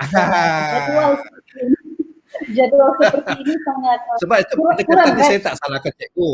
Saya tidak salahkan cikgu yang jelas ya. You must understand. Saya nak bagi contoh. New paradigm ni kena bermula daripada kementerian sampai ke sekolah. Daripada kementerian, JPN, PPD sampai sekolah. Kalau kita masih lagi mengurus PDPR dengan kaedah ini, don't expect pelajar kita akan belajar. Kita hanya menghabiskan masa kita, lepas tu kita kepenatan sendiri. So ini adalah the all grammar of schooling. Sedangkan ini jadual ini memberikan contoh bagaimana kita berusaha untuk menghabiskan sukatan pelajaran, untuk menghabiskan masa pembelajaran yang sedangkan mesti ikut masa macam dalam bilik darjah. Kalau inilah yang kita buat, saya rasa kita tidak memanfaatkan digital learning. Sebab itu saya tidak salahkan cikgu, tapi saya nak melihat benda ni kementerian, JPN, PPD dan sekolah kena melihat balik. Kalau tidak, kita tidak akan pergi ke mana-mana dengan PDPR kita ini. So jadi, apa yang berlaku Angela? Saya bagi contoh, ini real sekarang ni. Apa yang berlaku sekarang bila kita buat begini, bila kita buat Google Classroom, tidak ada murid yang masuk dalam Google Classroom itu. Tidak ada. So, jadi apa yang berlaku sekarang ni, komunikasi di antara guru dengan murid, apatah lagi, jangan bayang murid yang tak ada yang tak ada internet, apa itu satu hal yang gunakan analog. Murid yang ada internet, yang ada telefon, yang canggih di rumah pun tidak boleh belajar menggunakan pendekatan ini. Sebab this is paradigm lama. Yet kita mengharapkan pembelajaran berlaku. Pembelajaran tidak berlaku. So, saya bagi contoh. Bagaimana sebenarnya dalam paradigm baru ni mesti berlaku. Tengok. Bagaimana orang mengajar dalam orang mengatur kaedah yang baru sekarang ni, menggunakan a new narrative. Dia memikirkan bukan subjek, memikirkan bagaimana pendekatan itu boleh memaksimalkan pembelajaran pelajar. Dia menggunakan, sekarang ni ada dua, kita gunakan distance learning ataupun sekarang ni PDPR lah. Ataupun face to face, ini the physical classroom. Kalau sekolah itu buka, macam mana kaedah Monday, hari Isnin, Selasa, Rabu, Khamis, Jumaat ni, dia sudah tidak memikir yang cara lama ni, dia tidak fikir beginilah. Dia tak fikir beginilah. Dia kena fikir banyak cara. Ini salah satu contoh saja. Synchronous, asynchronous, distant learning, dia atur sedemikian rupa. Okey, kalau dia tengok yang ini. the next contoh ini. Jadual itu daripada Isnin kepada Friday itu tidak lagi dia memikirkan macam mana pendekatan pembelajaran itu mesti berlaku. Dia tidak memikirkan bagaimana subjek itu mesti dihabiskan sukatannya. Dia memikirkan bagaimana pembelajaran mesti boleh berlaku. Nah, sebab itu bila menggunakan pendekatan baru ni, guru-guru yang ada di sekolah tidak boleh bekerja bersendirian. Ya, jelas ya. Dia mesti memikirkan bagaimana setiap subjek itu. Sebab itu pendekatan problem based learning itu very important. Project based learning itu very important sebab bagaimana setiap guru tu, terutama dalam PDPR sekarang ni, bagaimana kita boleh identify, kita unpack di kurikulum sukatan pelajaran itu, mengambil perkara-perkara pokok yang perlu murid kuasai. Contoh tadilah yang sekitar bulan tu. Ingat, walaupun hasilkan video begitu, tapi sebenarnya banyak maklumat, banyak ilmu yang perlu dia kuasai. Bagaimana kita boleh memanfaatkan subjek BM, subjek English ke subjek apa yang boleh menghasilkan video itu. Itu satu contoh saja. So ini yang saya katakan, even jadual waktu itu sendiri pun, kalau kita masih menggunakan pendekatan lama, dia tidak akan berubah itu. Nah, so apa yang berlaku? Ini satu contoh. Jadi akhirnya bila tidak berlaku menggunakan jadual lama tu, cara yang paling banyak guru-guru sekolah gunakan ialah menggunakan WhatsApp dan Telegram. Sebab boleh dikatakan 90% murid kita ada WhatsApp dan Telegram. Tapi tengok ini contoh, sebagai contoh ni. Ini contoh real Angela. Tengok macam mana dia punya WhatsApp dan Telegram itu dimanfaatkan untuk memastikan jadual waktu itu dipenuhi. Ini dia maklumatnya. Terima kasih yang hadir, guru bahasa Melayu sebentar tadi. Jangan lupa hantar tugasan sebelum hari Jumaat. Kita akan ber-Google Meet pada hari Rabu sekiranya tiada ada melintang. Ini contoh bahasa-bahasa yang digunakan. Selamat pagi semua. Tugas matematik untuk hari ini adalah di buku aktiviti matematik, muka surat 35, 36. Tajuk is addition and decimal. Selamat belajar semua. Do you expect budak belajar ke begini? Bahan-bahan PDPR bagi mata pelajaran bahasa Inggeris sudah dimuat naik dalam Google Classroom. Ini saya bukan kritik ini, saya nak tunjukkan bagaimana sistem kita sekarang ni daripada atas ke bawah masih terperangkap dengan pendekatan perspektif lama. Sedangkan pandemik PDPR tidak boleh berlaku dengan cara ini. Saya cakap terus terang, PDPR tidak boleh berlaku dengan cara ini. Tengok yang sebelah kanan tu pula. Nombor 1, hadir dalam perjumpaan Google Meet pukul 10 pagi. Jika tidak dapat hadir, baca buku teks. Baca buku teks tu. Bahasa Melayu tahun 4, rumus surah 80. Baca teks ini, kemudian rakam, kemudian hantar. No. Angela, saya apa ni bagi contoh yang paling mudah lah untuk lepas ni kita bincang ya. Kita tahu pelajar kita tak ada internet banyak ya. Tetapi kenapa kita tidak memikirkan pendekatan WhatsApp dan juga Telegram ini dimanfaatkan untuk pedagogi. Yang apa yang berlaku sekarang ni, contoh yang saya tunjukkan ini, WhatsApp dan juga Telegram ini hanya digunakan untuk salur maklumat perhubungan, untuk mengukuhkan pembelajaran yang ini. Nah, untuk memastikan ini berlaku, gunakan WhatsApp dan juga Telegram. Nah, kalau kita tahu WhatsApp dan Telegram, 90% pelajar kita menggunakan WhatsApp dan Telegram. Tolak tepilah internet itu, Telegram dan juga WhatsApp. Kenapa kita tidak sekarang ini menghasilkan modul-modul pembelajaran yang boleh dimanfaatkan menggunakan WhatsApp dan Telegram? Jangan bayangkan bila kita gunakan WhatsApp dan Telegram ini kita menghasilkan modul pembelajaran 40 minit. Bagaimana kita boleh menghasilkan pengajaran pembelajaran dalam masa 5 hingga 8 minit? 5 hingga 8 minit saja. Seperti mana YouTube buat tu, TikTok buat tu, 5-8 minit. Hanya satu idea yang kita boleh manfaatkan 5-8 minit itu menggunakan cara multimedia dan budak akan boleh belajar. Ambil satu topik, bukan satu topik, satu tajuk kecil saja. Idea kecil dalam mata pelajaran. Daripada kita buat dalam jadual waktu seperti ini, Google Classroom kita, budak tidak belajar secara seperti mana yang kita kendaki.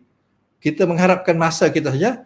Tetapi kita sekarang ni, kita ubah paradigm kita. guru-guru gunakan kaedah Telegram dan dengan WhatsApp ini menghasilkan unit-unit pembelajaran yang 5 hingga 8 minit tetapi jauh lebih berkesan, budak tengok dan lebih interaktif. Nah, saya hanya bagi cadangan contoh ya. Saya bagi contoh cadangan. Bagaimana perspektif kita memikir dalam paradigm baru. Mengubah jadual waktu ini dengan cara yang lebih kreatif supaya pembelajaran murid itu boleh diangkat. Nah, dalam konteks ini saya mencadangkan keseluruhan kita lah, daripada kementerian sampai ke bawah ni kita kena reframe balik cara kita melihat PDPR kita ni. Tidak boleh dengan gunakan pendekatan yang lama ni. Mungkin saya punya cadangan ni agak drastik, tapi kita tidak ada pilihan, Angela. Kita tidak ada pilihan.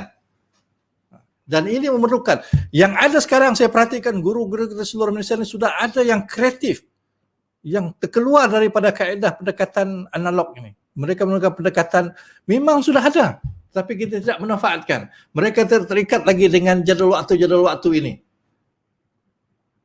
Ini jadual waktu formal, tetapi sebenarnya saya tanya balik, jadual waktu ni ada ke murid belajar? Yang itu, yang balik kepada itu. So jadi saya pulangkan kepada guru-guru sekalian, saya memberikan a new perspective. New paradigm teaching and learning management ini. Lihat yang ini. Lihat yang ini. Bagaimana kita memanfaatkan grammar baharu ni? Macam mana dalam paradigm ini? Kita tidak terikat.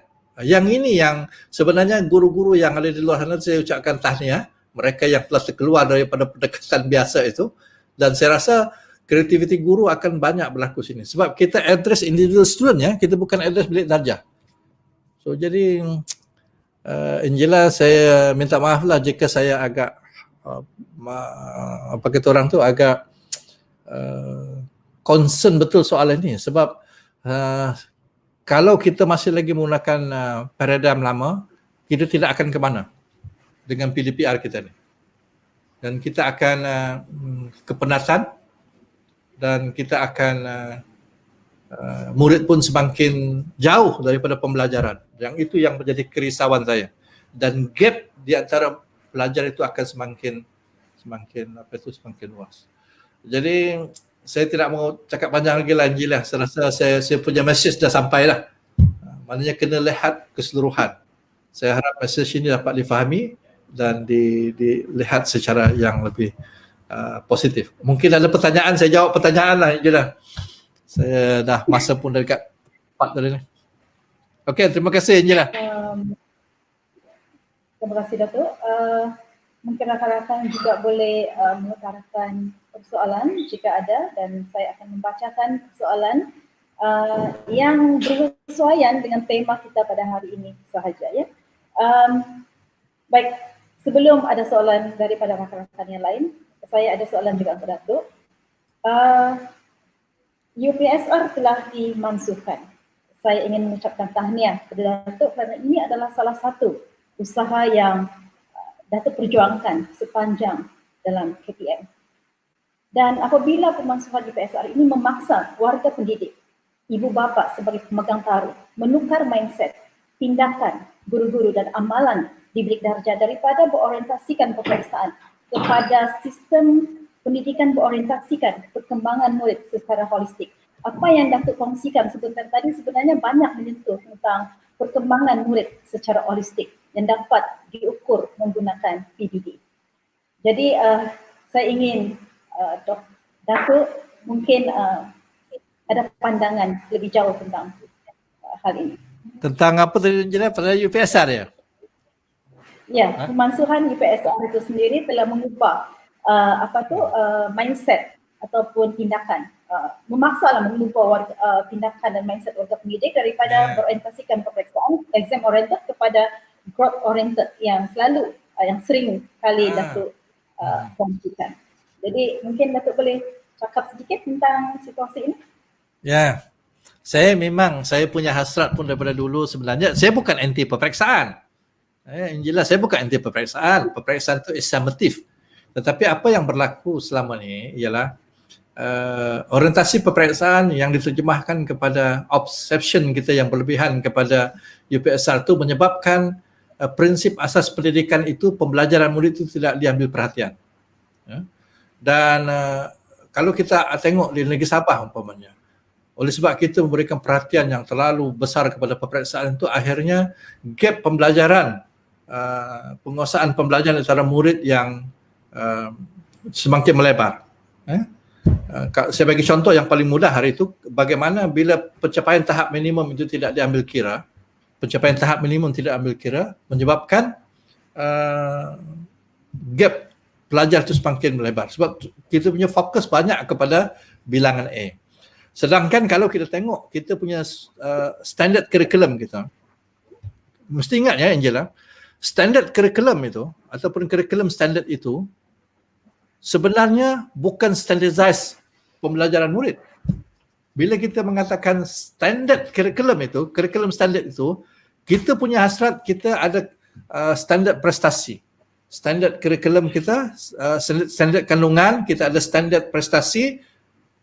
Tujuan kita memberikan perhatian bahawa setiap murid mesti mencapai kepada tahap minimum yang ini. Dan dia boleh meningkat daripada satu tahap ke satu tahap. Sebenarnya, prinsip asas standard curriculum kita tu ialah untuk personalization. Untuk personalization. Maksudnya kita memberikan standard prestasi itu supaya murid sampai ke tahap gini, supaya dia sesuai dengan murid itu. Tetapi apa yang berlaku bila kita dengan orientasi peperiksaan ni, kandungan standard kita ini memberikan perhatian kepada penguasaan yang tertinggi sampai terlupa budak yang lain. Sebab itu UPSR itu pada saya telah disalahgunakan, tidak memberikan perhatian untuk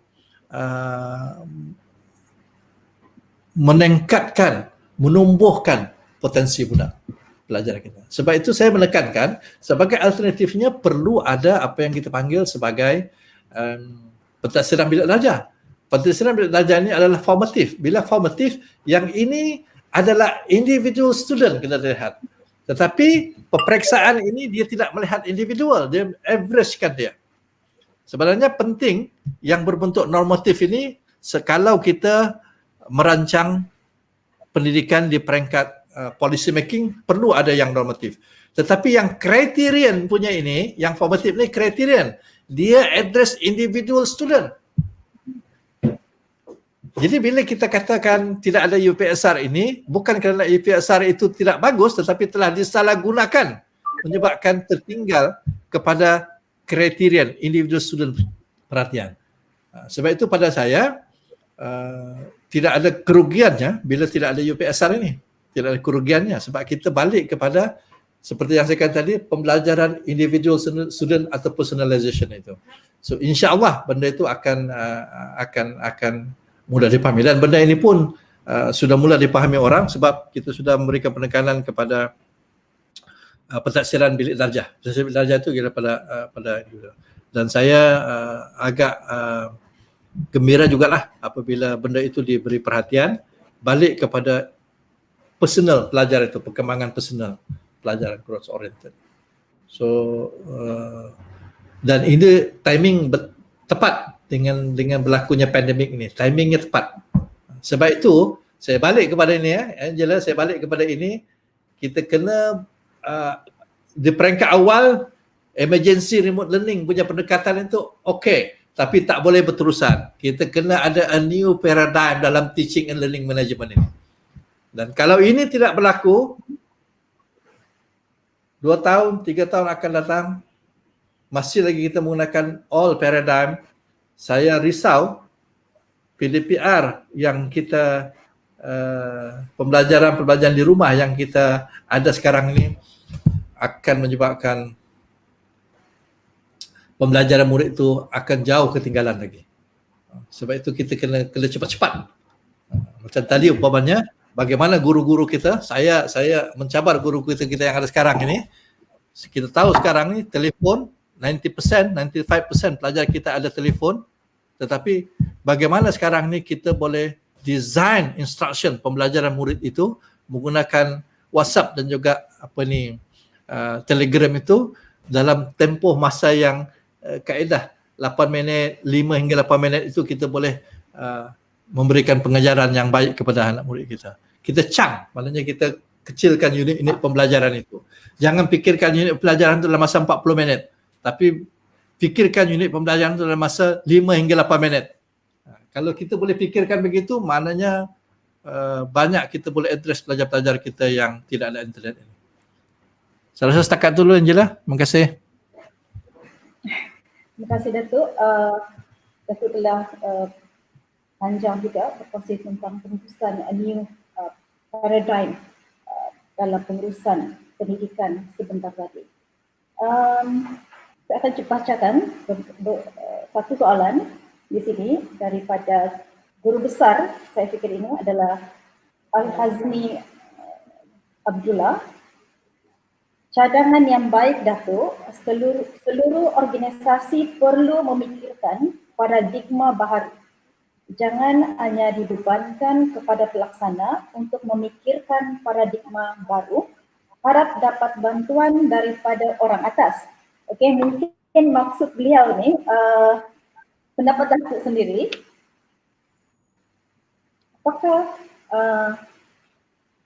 Apakah jenis bantuan atau sokongan, saya sebut sokongan dalam konteks yang boleh dilakukan dalam konteks sekarang?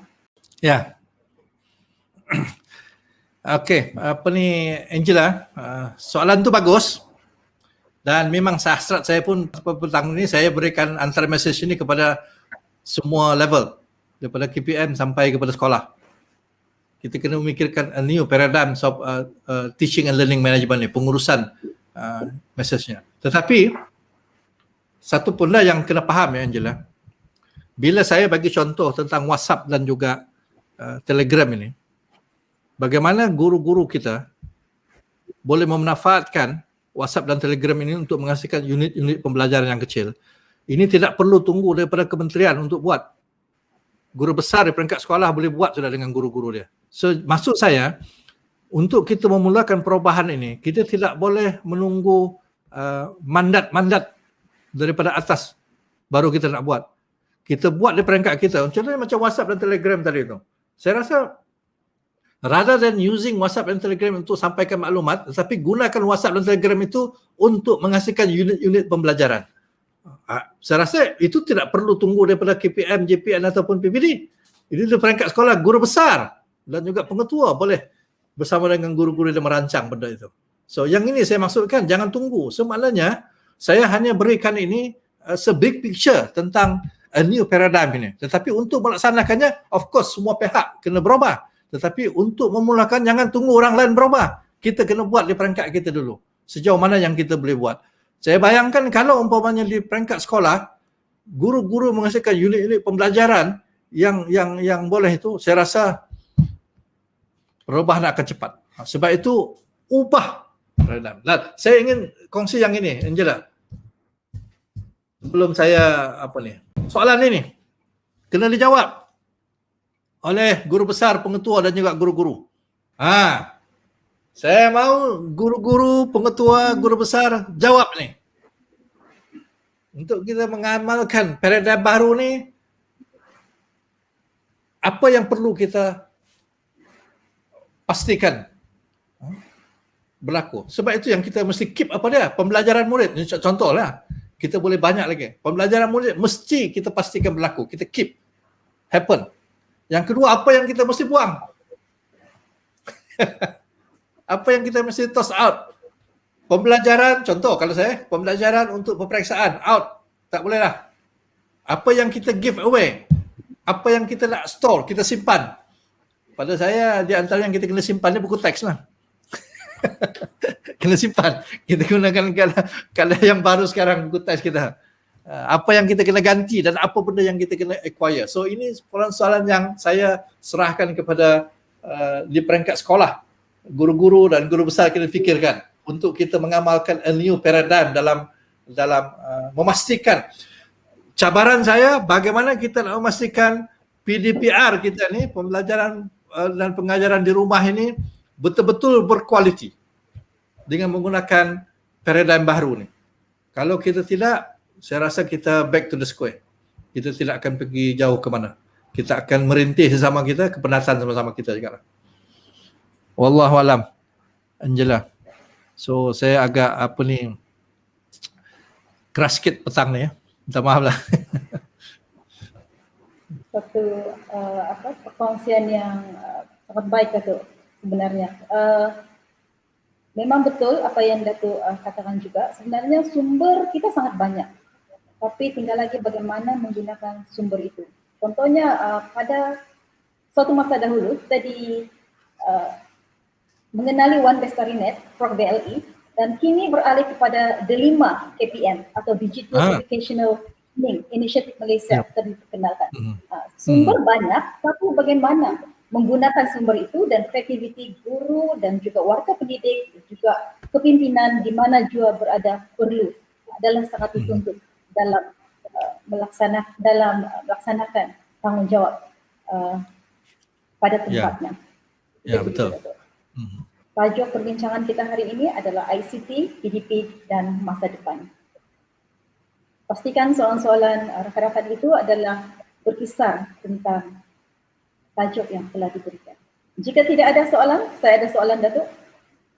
Ya.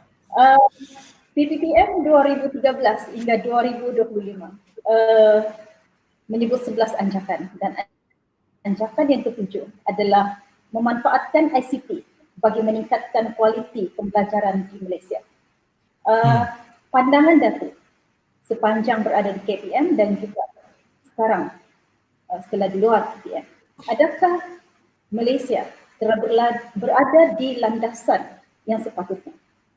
Terutama lebih-lebih lagi dalam menghadapi pandemik COVID-19. Ya. Silakan Datuk. Sebenarnya pandemik ini mempercepatkan untuk kita memanfaatkan ICT. Okey, nah. Saya tidak menafikan kepentingan infrastruktur ICT. Tetapi saya tidak mau menghabiskan masa saya untuk membincangkan tentang infrastruktur ICT sebab dia di luar daripada kawalan kita. Maknanya itu ada pihak kerajaan untuk memikirkannya. Pada kita boleh demand supaya infrastruktur internet dan sebagainya perlu ada. Tetapi saya tidak mau habiskan masa saya untuk bincang itu. Sebab itu kena di platform yang lain. Tetapi saya ingin mencadangkan macam tadilah yang kita boleh kawal di peringkat kita, di sekolah, di PPD, GPN dan di kementerian. Yang kita boleh kawal apa dia? Seperti yang saya sebutkan, teknologi digital ini tidak dihasilkan untuk menggantikan guru yang berkesan, tidak dihasilkan, tidak dicipta untuk menggantikan pengetua ataupun guru besar yang berkesan. So, jadi guru yang berkesan, pengetua yang berkesan, guru besar yang berkesan itu bukan kerana ICT-nya. Kerana apa? Kerana pedagogical knowledge-nya. Kerana kaedah pengajaran pembelajarannya. Pengurusan pengajaran pembelajarannya itu. Yang ini dalam kawalan kita. Tetapi kalau kita kekuatan pedagogi kita, pengajaran pembelajaran kita, pengurusan pengajaran pembelajaran kita tidak melihat ICT, digital learning itu dalam konteks pedagogi kita, dia tidak ke mana juga. Sebagai contoh tadi, ya, bagaimana WhatsApp itu dan Telegram itu hanyalah gadget dan tool, software. Tetapi kalau kita tidak lihat dalam konteks pedagogi, itu yang akhirnya WhatsApp dan juga Telegram itu digunakan hanya untuk komunikasi biasa saja. Tetapi tidak digunakan untuk manfaat pedagogi, pengajaran pembelajaran. Itu maksud saya. So, jadi teknologi, itu sebagai contoh yang paling mudah saya nak bagi contoh hari ini.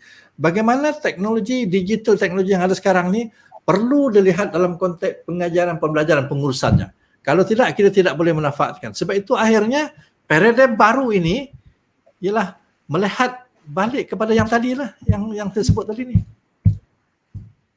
Balik kepada yang ini, Angela. Ya? The new paradigm ini.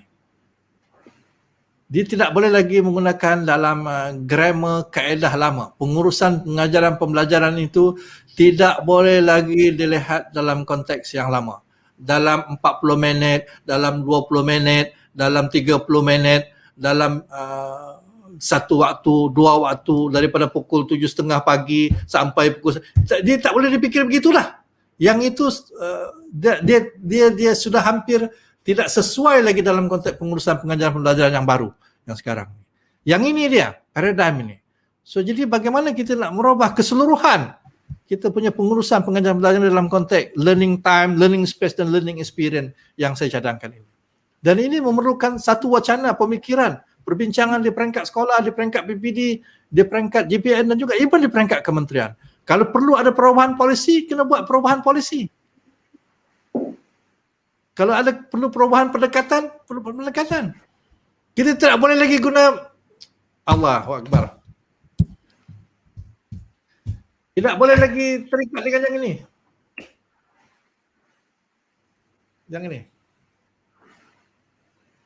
Nah, kalau kita terikat yang ini, PDPR kita tidak akan ke mana yang jelas. Saya cakap terus terang.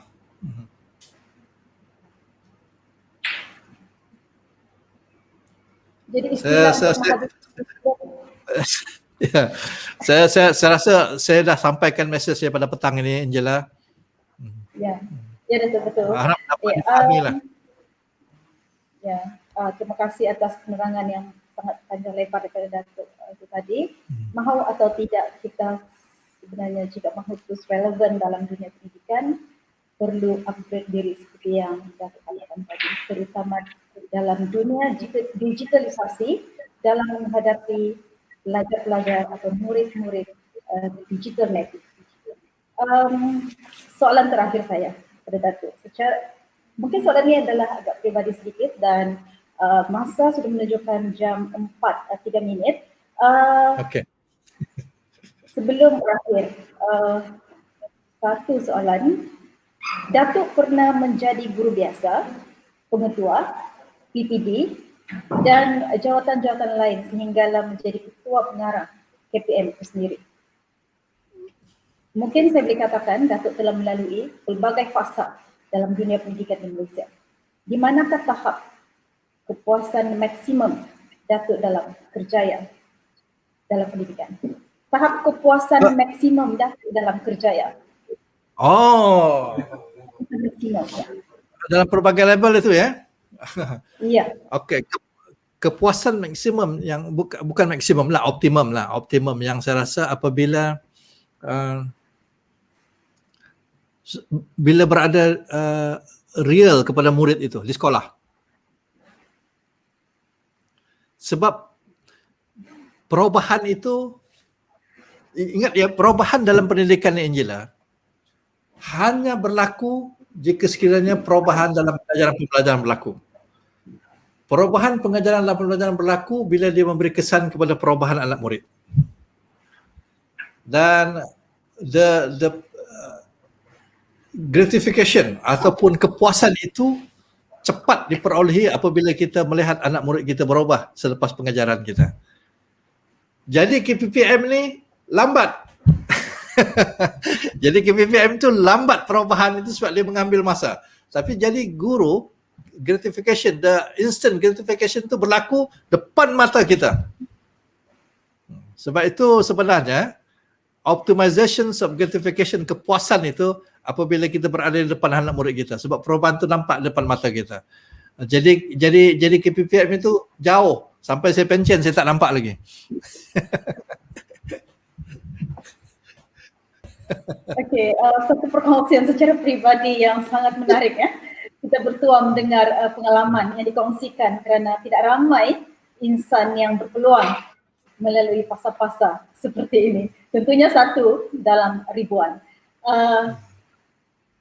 Terima kasih Datuk sekali lagi. Dan saya juga sangat besar hati kerana dapat memberi pelbagai soalan lah pada Datuk untuk dijawab. Saya mewakili Okean Telipok juga dan juga PPD Kota Kinabalu mengucapkan jutaan terima kasih atas perkongsian yang telah dan lontaran-lontaran idea yang sangat bernas dan sangat luas daripada Datuk Dr. Amin Senin sebentar tadi. Sidang hadirin, meskipun 16 Mei telah berlalu, tapi semangatnya pasti masih membara. Dengan ini saya mengambil kesempatan mengucapkan selamat Hari Guru kepada semua warga pendidik di luar sana bertepatan dengan tema Berguru Demi Ilmu, Bina Generasi Baharu. Terima kasih atas penyertaan sidang hadirin secara dalam talian, secara langsung. Semoga perkongsian pada petang ini memberi manfaat kepada kita semua, terutama dalam kompetensi, pembangunan kompetensi diri. Dengan perkongsian daripada Datuk Dr. Amin Senin tadi, maka berakhirlah MIBOT 21. Sebelum menutup tirai, saya mewakili PPD Kota Kinabalu, khususnya daripada Pegawai Pendidikan Daerah Kota Kinabalu, Tuan Tahniah Haji Jaman, merakamkan ucapan tahniah kepada barisan guru besar sekolah-sekolah Oki9 Telipuk dan kepada Jawatankuasa Pelaksana atas kejayaan pelaksanaan MIBOT 21. Nantikan acara MIBOT pada masa akan datang. Sidang hadirin, jangan lupa mengisi borang kehadiran yang telah dikongsikan di ruangan chat. Akhir kata, saya menyusun jari 10, mohon maaf andai ada salah dan silap. Terima kasih sekali lagi. Saya sudahi perkongsian pada hari ini dengan hashtag Cikgu Bantu Cikgu. Sekian.